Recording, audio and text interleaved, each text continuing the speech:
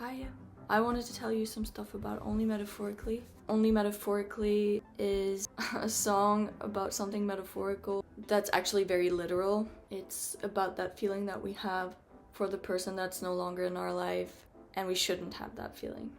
It's about realizing you miss someone even though you shouldn't miss them. You love someone even though you shouldn't love them. It's about that anger. You want to egg someone's balcony, but only metaphorically. And only because they're not there with you. And this song really fell out of us. I was in the studio with Ben, and I had originally said before we go out of the studio I want us to use every single instrument, and there was a violin, and of course Ben played the violin even though he doesn't play the violin. It's that in the beginning, that and this is actually the song that we worked on the most after we recorded it. It went through very different stages, kind of like after a breakup.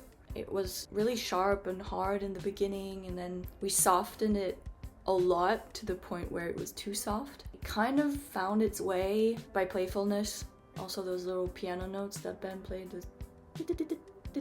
they're not in time or anything, they just represent the feeling of like wanting something but not really. That stage of grief, I would say, is really hard because one side of your heart really wants them back and the other side remembers the hurt and the letdown. And I think it's really good to realize that there are both sides.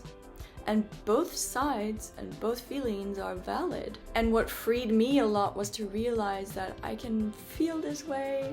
I'm sad because you're not here with me, but only metaphorically, because I know who you really are, and I don't ever want that back. I really love the drum beat because it's like playfulness combined with a really fat ass beat makes me happy. And it also kind of represents both sides. I loved filming this video. My whole team was very into it. They placed all the eggs perfectly around me. It came from the sentence, I clip your plants, graffiti walls, and egg your pretty balcony, because that was something I really wanted to do. I just wanted to throw eggs on the balcony. When we wrote this song, the concept of Andersson Funeral Home, it just crystallized. I realized in the beginning, some people you never get them back even though they're still that person.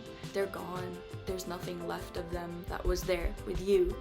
And that's why the first sentence is, am I invited to the funeral? The man you were is gone. And I think also in the context of the album, sometimes we have to have a kind of a funeral for the people that we used to love, even though they're still alive, at least in our hearts, to kind of let them rest in peace, if you know what I mean, or at least to let us rest in peace, even if it's only metaphorically.